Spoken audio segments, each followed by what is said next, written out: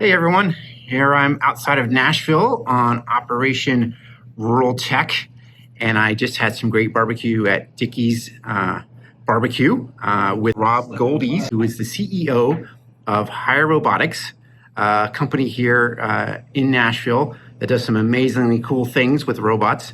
Also cool, from my point of view, is that Rob's company is backed by Mark Cuban, who's one of the investors. So that's a nice thing to have in your company, be backed by a guy like Mark Cuban.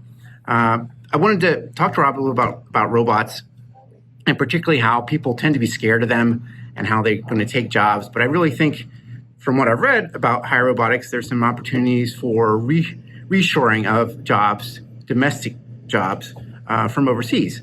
I'll let Rob talk a little bit about that and what they're doing in that regard. So I'm Rob with Hirebotics. We try to help manufacturers solve their labor challenges through automation. And one of the big trends 20 years ago was companies solve these challenges by offshoring, right? And so the easy answer back then was send parts overseas, go find low-cost geographies. But the trade-off that many of them didn't understand is that they're increasing other problems, supply chain problems, communication problems, right? When you're dealing across to different countries and different time zones. And the big trend over the past number of years has been reshoring, bringing those parts and things that need to be produced back closer to where they're consumed, which is this country. And so as they do that, it has presented opportunities for automation to help those manufacturers remain competitive while bringing things into what is generally a higher cost region of the world.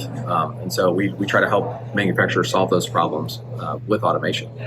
So how do your clients, how does that impact their labor force, right? I understand some people are scared about robots sort of taking all the jobs, but I get a sense it's not really what's happening with Hirebotics. Yeah, it's like stages of grief, I think, that you read about, whether it's breaking up with a girlfriend or losing a loved one or something like that. And so there is this fear of robots, and I think it's generally unfounded.